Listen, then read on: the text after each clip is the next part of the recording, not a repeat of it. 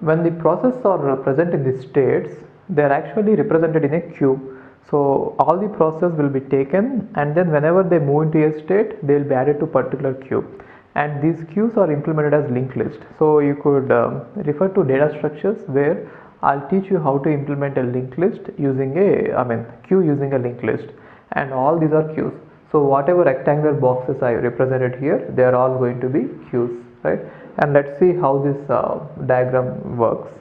Now initially jobs will be in the job queue, which means before they get created. Once they get created, they are going to be in the ready queue. So this is going to contain all the queues, all the jobs which are ready. Okay. And now from here we take jobs one by one in any order. That depends on what is the parameter you are looking at. Sometimes you might look at the burst time, and sometimes burst time means the time taken by the process to execute, or sometimes you might look at the arrival time, which means first come first served, or sometimes priority, or shortest job, or longest job. Whatever the criteria is, you will have some fixed criteria depending on which you can choose one job, right? And now you will give it to the CPU. Now that job, whenever it is executing, it might get completed, then it will go to terminate. Terminate means this is a special queue in which it will wait, and then later what we do is we delete all the traces of the process, right? Till then it is going to wait in this queue.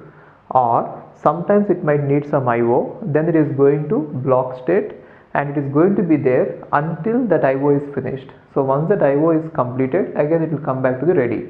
Or sometimes it will wait for an event. So what is an event is, I'll tell you later. There are various events which will block a process. For example, there is semaphore. Okay, we shall discuss it later.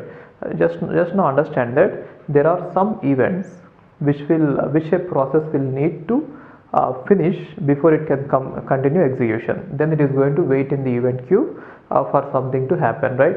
And after that again it is going to get back into the ready queue. And then sometimes what happens is CPU will get into CPU will use it timer. So that in round robin I told you that there is a quantum time, right?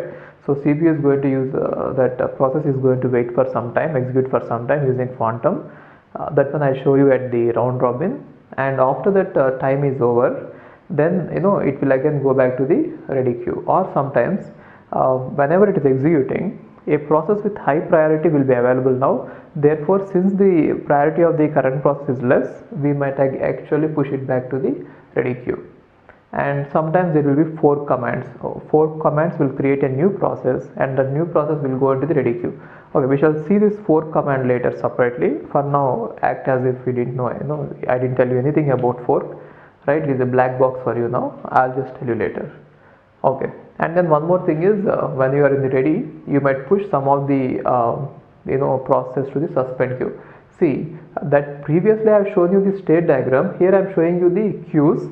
It means that these are the data structures which are used to keep track of the process. Later it will be easy for us to see how many processes are in the ready queue and how many processes are in the suspend queue, so that we can move them around, right?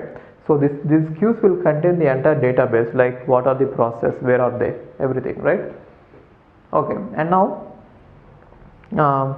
one more thing you should see here is these decisions or the movements from one queue to other queue is nothing but a movement from one state to the other state, and these are taken by various schedulers. I told you that there are 3 types of schedulers, right?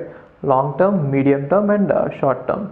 So here the process creation is taken care by long term scheduler, which means whether to create a process or not, that will be taken care by long term scheduler. And then the process scheduling, which means from the ready queue giving a process to the CPU is taken care by short term scheduler. And then the suspension is taken care by this medium term scheduler, right?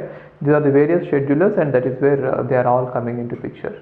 And now you know that this short term scheduler will also contain something called as dispatcher, and dispatcher is the one which is responsible for context switching. Okay, with examples it will be clear. Don't worry about the theory. Even if you don't understand anything now, with lots of examples the points will be clear.